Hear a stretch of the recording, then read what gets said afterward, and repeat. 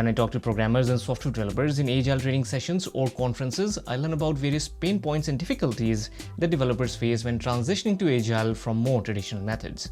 Pain points like lack of proper Agile training, knowledge, visibility, transparency, empowerment, etc. One of the pain points is also that most Scrum Masters lack the technical knowledge and that they don't understand what goes into the development process to be able to properly guide them through agility. According to them, Scrum Masters must know how the code works, and that without this knowledge, the events and ceremonies that they suggest don't make any sense. When I first learned about this seemingly simple but somewhat complex demand from the technical savvy members of the team, I had to understand why that was the case and whether providing the coding knowledge to the Scrum Masters would make any difference. At that time, around 4.5 years ago, I was involved in setting up a value stream across a certain portfolio within a financial organization. The release trains that I was helping set up involved 5 different Scrum Masters. 2 of them were programmers in their previous lives. After explaining the above pain point to the management and taking them into confidence, I decided to conduct an experimental study. The first step of the study was to observe their day-to-day interaction, the interaction between the Scrum Masters and the development teams. I looked for things like friendliness and trust, the support that the Scrum Masters received from the development teams. And what I found was eye-opening, but also obvious at the same time.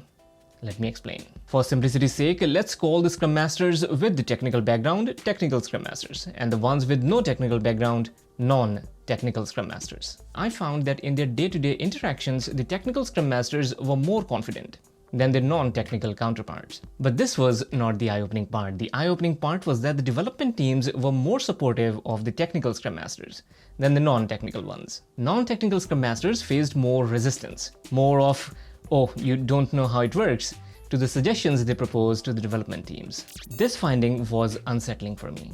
Scrum Guide does not prescribe any technical prerequisite for the Scrum Master role.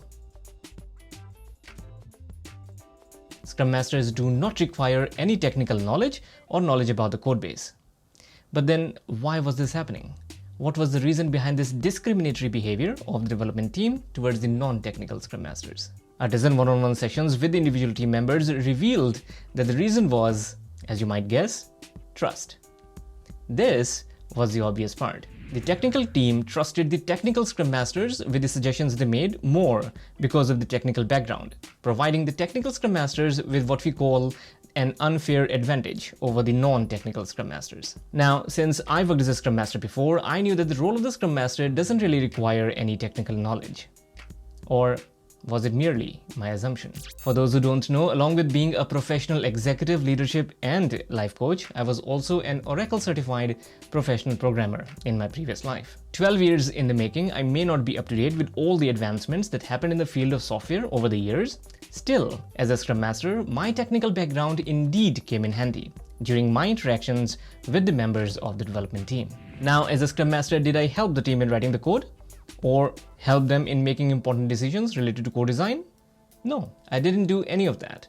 In fact, if I did that, it would have been a direct conflict with my role as a neutral Scrum Master. Knowledge about the software development and deployment process? Let me say it again. Knowledge about the software development and deployment process helped me make such timely suggestions that improved the overall productivity of the team that was transitioning to Agile. But this was just the experience that I had as a Scrum Master. I had no proof if that was actually the case. In the search for an answer and to validate my hypothesis, I and some other Agile coaches conducted a second experiment. After taking the team's management into confidence, we assigned a few non-technical Scrum Masters to such teams that were expecting someone with a technical background. These Scrum Masters, however, came with some additional luggage. The additional luggage was the knowledge about the basics of the software development lifecycle. I, along with other Agile coaches, taught the non-technical Scrum Masters the very basics of the software development and deployment process, the steps the code takes from creation to deployment. This knowledge that the Scrum Masters gained made them more confident about making sense of most of the technical jargon while dealing with the development teams. This confidence showed through the way they proposed suggestions to the technical teams, and the teams were as supportive as they were with the technical Scrum Masters.